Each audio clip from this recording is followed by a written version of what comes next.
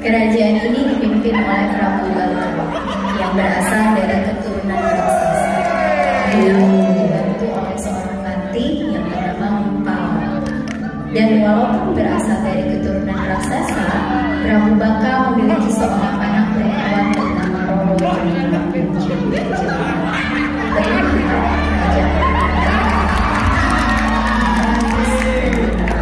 hal ini menunjukkan Prabu Baka adalah raja yang baik hati. Rati Gupala, lihatlah betapa indahnya pemandangan ini. Rakyatku hidup rukun dan harmonis. Benar wahai rajaku, mungkin itu karena gaji mereka besar. Akan tetapi kita tetap harus waspada, karena di luar sana masih ada kerajaan lain yang ingin merebut kerajaan. Aku sudah puas dengan kehidupan kerajaanku saat ini. Prabu Baka mengajak Rati Gupala yang sedang berlutut menghormatinya untuk bangkit menari dan bernyanyi.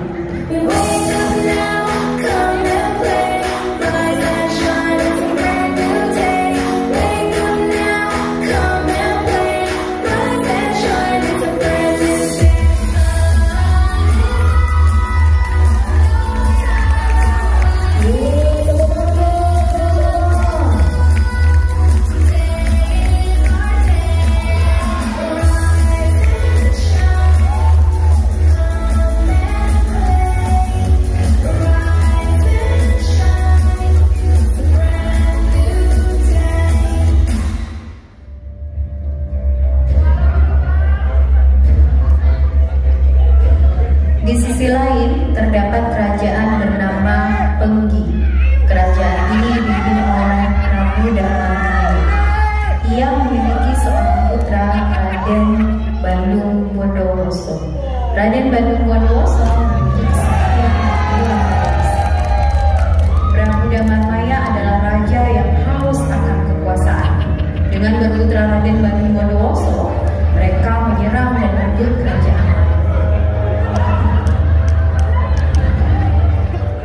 Wahai putraku Bandung Bondowoso, lihatlah di pojokan sana, ada sebuah kerajaan yang hidup damai dan harmonis. Mohon maaf yang mulia, di pojokan sebelah mana ya? Kalau tidak salah, di pojokan sebelah kiri. Wahai putraku, kerahkan pasukanmu dan rebut kerajaan itu untukku. Baik yang mulia. Raden Bandung Bondowoso pun mulai mengerahkan pasukannya satu demi satu untuk menyerang kerajaan Prambanan.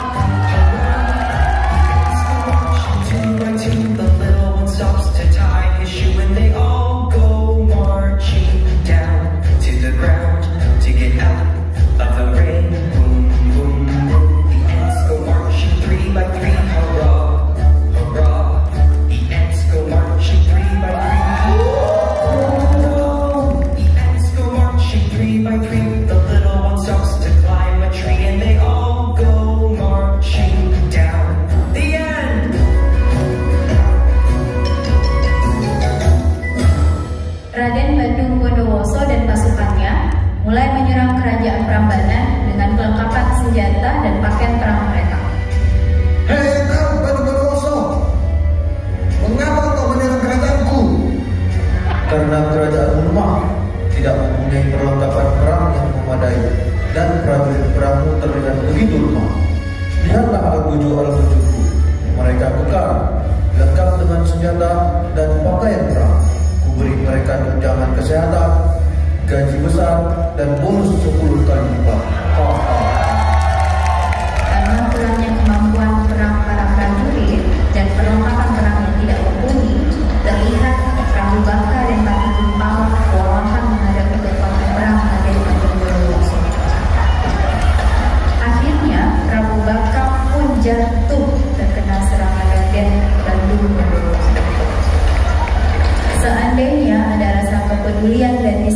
dari para prajurit, mungkin Prabu Baka tidak akan kalah dalam peperangan dan kerajaan Prambanan tidak akan jatuh ke tangan kerajaan Penggi.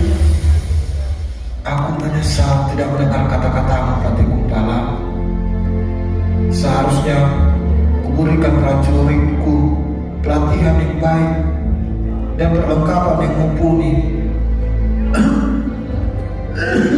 Yang mulia, tolong sampaikan kepada putriku Roro Jonggrang untuk mewarisi tahtaku dan berikan prajurit-prajurit gaji yang besar serta bonus 10 kali lipat. Tapi bohong, yang mulia. Setelah menyampaikan pesan terakhir untuk putrinya Roro Jonggrang, Prabu Baka pun menghembuskan nafas terakhirnya. Hati Kumpala pun bergegas kembali ke istana menyampaikan kabar dukanya.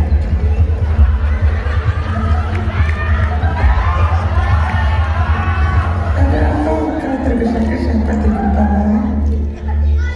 Maafkan saya, Tuan Putri. Raja telah gugur dalam perang melawan Bangun Bondowoso. Tidak mungkin, Raja tidak mungkin kalah. Ini benar, Tuan Putri. Dengan kesaktiannya, Bangun Bondowoso berhasil membunuh Raja Prabu Baka. Raja berpesan agar Putri Roro Jonggrang meneruskan tahta kerajaan dan memberikan gaji yang besar bagi para prajurit dan bonus 10 kali lipat. Katanya itu pesan Raja kepadaku. Oh, tapi bohong. Putri Roro Jonggrang pun begitu sedih atas kepergian sang ayah Prabu Baka. Tidak lama setelah kepergian Prabu Baka, Raden Bandung Bondowoso pun tiba di istana kerajaan Prambanan. Ia pun terkejut dengan apa yang ia lihat. Terlihat sosok seorang putri yang begitu cantik jelita. Ia adalah Roro Jonggrang. Raden Bandung Bondowoso pun mulai gelisah dan jantungnya berdebar dengan kencang. Jangan-jangan ini namanya hepatitis, cinta.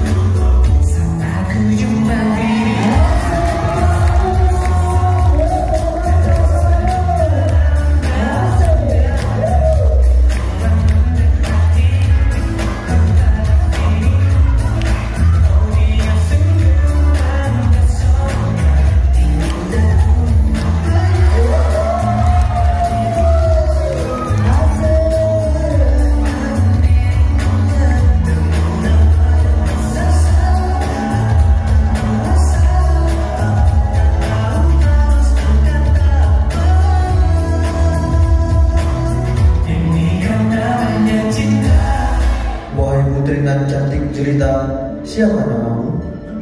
Roro Jonggrang, engkau siapa? Aku, Bandung Bondowoso. Jadi, kau yang telah membunuh ayahku? Menikahlah denganku, wahai wanita. Buni seisi istana. Tidak.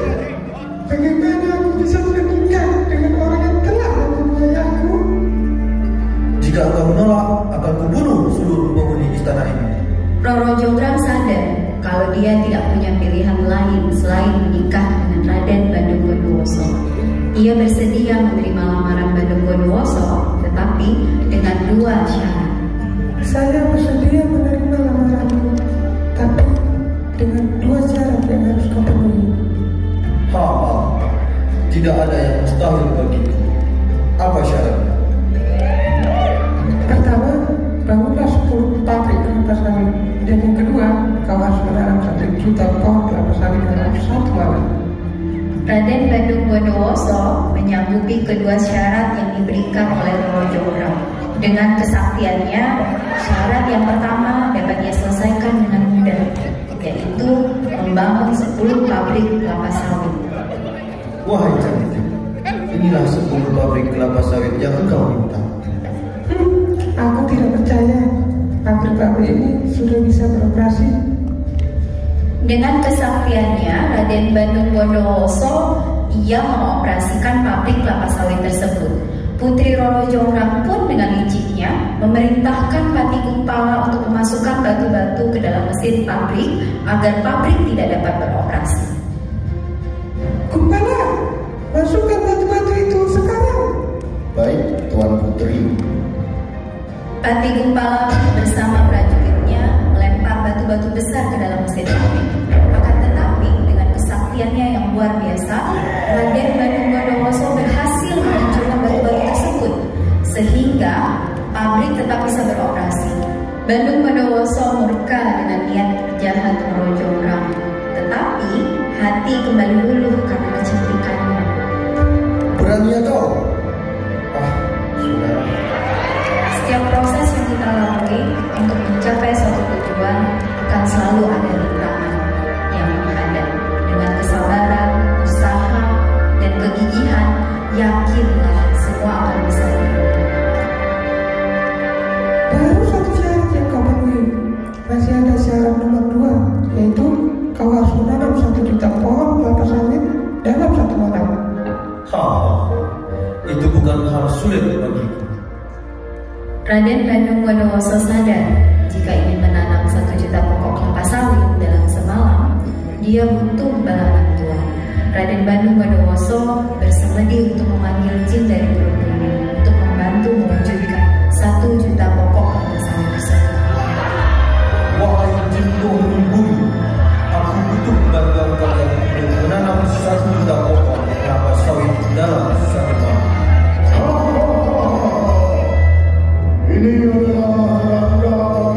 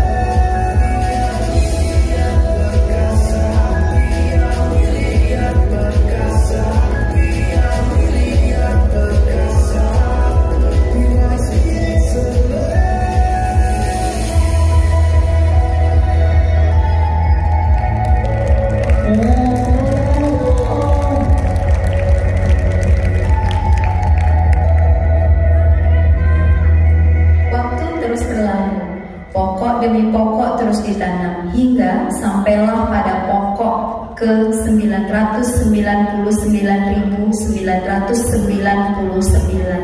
Sadar akan hal ini, Roro Jonggrang dengan cerdiknya membangunkan para dayang-dayang istana dan mulai menumbuk padi sehingga memberi kesan bahwa matahari sebentar lagi akan terbit. Bangun, bangun.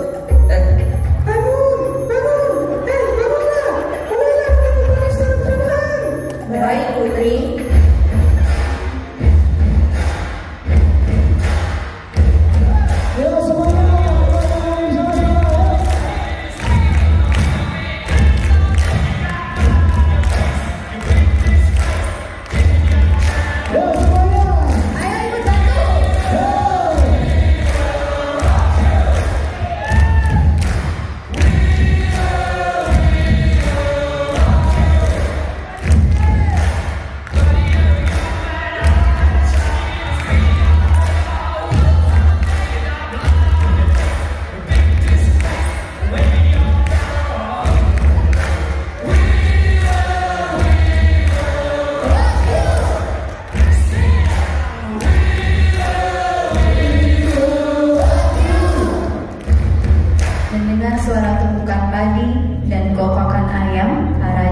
takut dengan sinar matahari pun mulai bersembunyi kembali.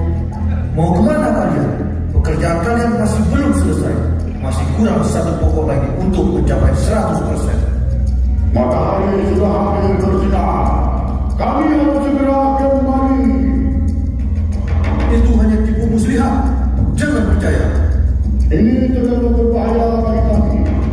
Karena matahari dapat menyebabkan luka hitam. Salah. Mengetahui ini semua hanya kelicikan dari Roro Jonggrang, Bandung Bondowoso pun murka. Hei Roro Jonggrang, jangan kau kira tidak tahu kalau ini semua ulang. Jangan membela diri. Kau sudah gagal dalam menanam 1 juta pohon kelapa sawit dalam 1 malam. Berarti aku tidak perlu memberikan lamaranmu lagi. Aku sudah tidak peduli lagi dengan hatiku. Yang kupedulikan hanya sawitku yang belum sempurna 100%. Semua yang kumulai harus kukerjakan hingga tuntas. Karena kau yang telah menggagalkannya, maka kaulah yang harus melengkapi pokok ke 1 juta. Demi mencapai tujuannya, Bandung Bondowoso dengan kesaktiannya mengutuk Roro Jonggrang menjadi pohon kelapa sawit dan menjadikannya pokok ke 1 juta. Ketika sudah menetapkan tujuan, maka kita harus berusaha semaksimal mungkin untuk mencapai tujuan tersebut. Seperti Raden Bandung Bondowoso yang ketika ingin menanam 1 juta pokok kelapa sawit, beliau mengorbankan perasaannya untuk mencapai target tersebut. Dengan tercapainya pembangunan